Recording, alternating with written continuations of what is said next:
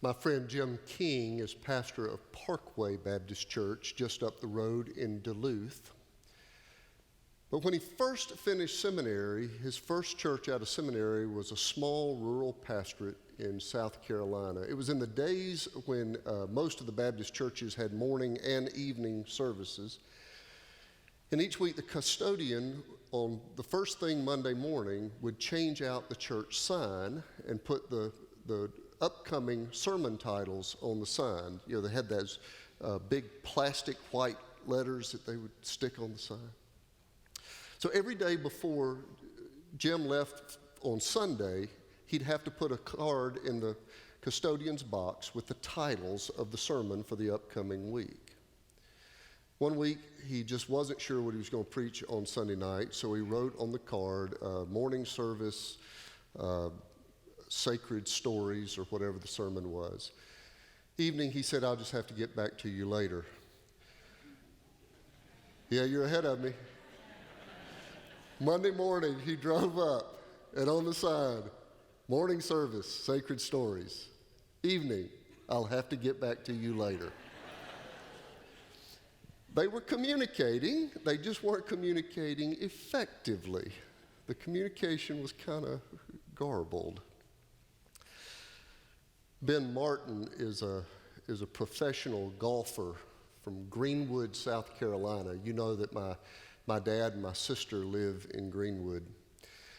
And several years ago, this is 4 or 5 years ago, this story was just buzzing all over Greenwood because Ben Martin's wife, Karen, her sister got engaged. And they were trying to set a date for the wedding, and the sister wanted it to be a date when Ben would not be on the PGA Tour, when he'd be home able to attend the wedding. So she called Karen, they got the calendar out. Karen said, Ben keeps his desk calendar on his desk in the study. I'll go look at it. She's got the phone. She's thumbing through. Sister said, my first choice is a date in July. They looked, and Karen said, that's going to be perfect. It says right here in his calendar, open week. That's how Ben missed the wedding and how Karen missed the British Open. They just hadn't exactly communicated well. I took a course in college, a course on communication. And the professor said the first day of class, her first opening line in class was the title of today's sermon. You can't not communicate. You can communicate well or poorly. You can communicate something other than what you hope to communicate, but you can't not communicate. She said, you sit in the circle with your arms crossed and you don't say anything, and you think you didn't communicate because you didn't say anything. But your arms crossed and your silence communicated something. You are always communicating. She pushed us. Give me an example of what you would do to not communicate, she said. And soon it became clear to us that she was right. You can't not communicate. But it doesn't mean we always communicate what we intend.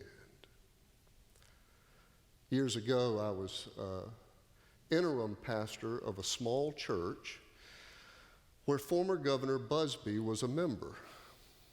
And you can't not know the former governors in the sanctuary, no matter how big it is. But it's a small church. He sat right up front. And every Sunday when I would start to preach, he'd throw his head back and close his eyes. Well, you need to know that preachers are looking around the room for people who are looking back and giving energy. That's where we get our energy. So as folks are leaning forward and nodding and all, so I'm looking, and I'd look. Governor Busby's. But he was so warm to me, so kind, so supportive in every way. And a lot of Sundays after church, we would go to his home and play tennis. And finally, I got the nerve up. And I said, George, why do you close your eyes and check out every time I'm preaching? And he said, no, it's just the opposite. He said, I close my eyes to block out everything else in the room. I close my eyes so I can focus completely on what you were saying. And then he offered back a brilliant summary of that morning's sermon. We don't always communicate what we hope we're communicating. By the way, those of you who close your eyes, I'm going to give you the benefit of the doubt that look how he's paying attention. The story of Pentecost is a story of communication. It starts with everybody hearing the life-changing message in his or her own language. Pentecost turns us into creatures who hear each other. It starts with the listener, not the preacher. Did you notice from today's story that the preacher is not introduced until everybody in the congregation has been described? Luke tells us that Parthians and Elamites and Medes and residents of Mesopotamia were all present at the birth of the church. Until that day, there were 120 or so Christ followers. But people from all over the known world, Asia, North Africa, Europe, are all present for the festival of reaping, the festival of the grain harvest that they called Pentecost. And on that day, with representatives of the entire world present, the wind got loud and violent, striking sparks of flame and wind rushing. The wind was around them and within them. Breath, wind, spirit filled the room, and people in the room started hearing in their own language. The place looked like the United Nations auditorium in a cyclone. And now they're hearing their own language being spoken. People from Rome hearing one thing. Arabs hearing the same message in their own language. And the message was about the power of God. And amazed and perplexed, they said to each other, "What does this mean?" And only then does Peter get up to preach. You see, other servants of the gospel were present. Others, each other, were speaking and people were hearing in their own language. That was happening among the congregation. And then the preacher got up. They heard in their own language and then said, "What does this mean?" Now, Pentecost is a gift from God. It's not likely to be reproduced. It's an initiation of the Holy Spirit. But I do think there are some enduring principles from the story. Preaching did not start until people asked, "What does this mean?" And people did not ask the question of the Galileans until they heard in their own language. There's been a shift in education circles. Those of you who are educators know about this. It's a shift that's happened in recent years in the schools that the church could learn something from. In the education community, teachers used to be measured on the quality of their teaching. But in recent years, the shift has taken place where now they are measured on student learning. That's a subtle, but it's important. We used to measure effectiveness by what was taught. Now we measure effectiveness by what is learned. The focus now is on the listener and not the speaker. That was the same focus of Pentecost. It's the listener, not the speaker. Pentecost turns us all into creatures who are able to hear each other. Listening precedes talking. It's not about the teacher, but about the learner. We've got to listen to each other in a familiar language before the preacher gets the right to stand up. You can't not communicate. What is the church communicating to the larger culture when we make proclamations in the language of the church before we've ever heard each other in your own language? I had a good conversation 2 weeks ago with an attorney friend of mine. She was talking about meaning and purpose and the trajectory of her career. She was talking about the ways she and her husband are talking about giving back and ways she wants to serve. Later in the conversation, she said, we go to church some, but the truth is I'm not very religious. And I said, sure you are religious.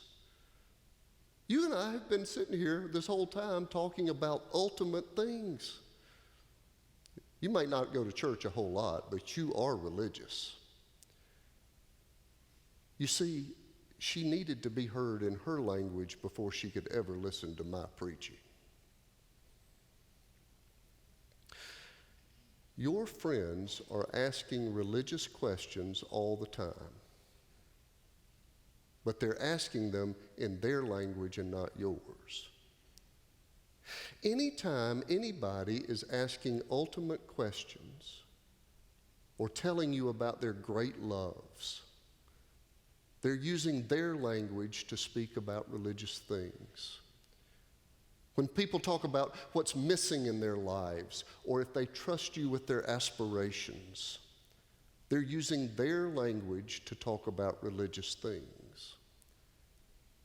We must recognize this holy thing that's happening between us when people speak of love and regret and heartbreak and hope, because the gospel intersects there. The gospel meets people in their language first, and Pentecost turns us into people who hear each other. And when we can communicate our love for other people by speaking their language, then it's possible that a powerful wind will blow through and change the room and change them and change us. It was only after they heard in their own language that they said to each other, "What does this mean?" After a while, when people feel heard, they'll communicate more deeply. When we model an openness to speak in another person's language, the conversations become more real. And soon you find yourself at the park with your stroller and your friends, or at a Braves game with a bunch of buddies from work, or grilling out with neighbors. And before you know it, the conversation has turned to things that are ultimate and important. No religious language, their language. Hope, fear, loneliness, grief, ambition, purpose. And eventually your friend will say, "What does all this mean?" By the way, and you know this, they're all asking fundamental questions if we'll just slow down enough to listen. Augustine said, "My soul is restless until it rests in thee." And all of the restless souls out there are hoping to hear the proclamation of love that has the power to save them, but we can't start with our preaching. We've got to start with our listening and communication in their language. Kids are running around in the backyard. Burgers are almost ready. The conversation turns serious, and the neighbor asks, "What does this mean?" And you say, "Well, We talk about big questions and ultimate things at the church where I attend. You and the kids could come with us one Sunday. Or you might even be bold enough to say more and to go deeper still. But even that much. Keep in mind that the Galileans, who were communicating in every language at Pentecost, were not preachers. They were uneducated rural folk from Galilee. They had no seminary degree. They were just folks who had been set free by the love of God in Christ and wanted to communicate that love to others. And when they did communicate in the language of the listener, the wind blew and the Spirit showed up, and Peter stood and proclaimed the Lord's great and glorious day. And people heard a message from that preacher that sounded familiar. They hadn't heard it before, but still it rang so true, it was familiar, and their restless soul found a place to rest.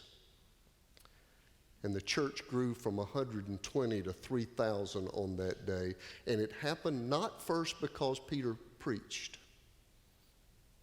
The miracle of Pentecost is that it turns creatures into folks who can hear and communicate.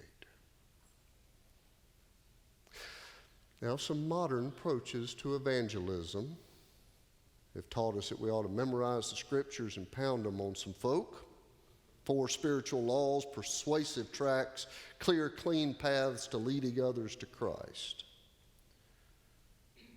But the first miracle of Pentecost is not preaching. It's communicating with people in their language.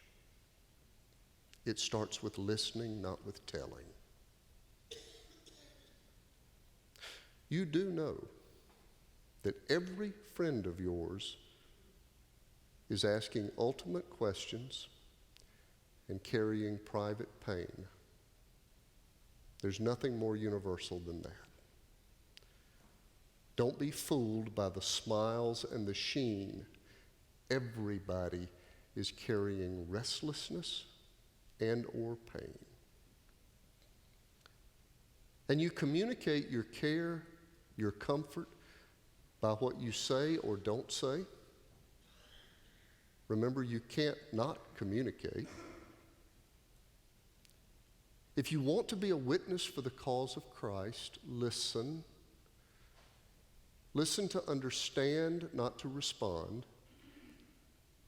But when you do respond to her pain, speak her language. When you do talk to him about his aspirations, speak his language first. Meet people where they are until they ask, what does this all mean?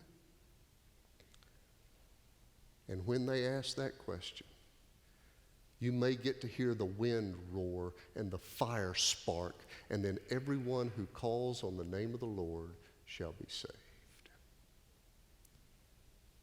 Stand and sing your commitment to God's love and make your profession of commitment any way you feel led by God's Spirit this hour.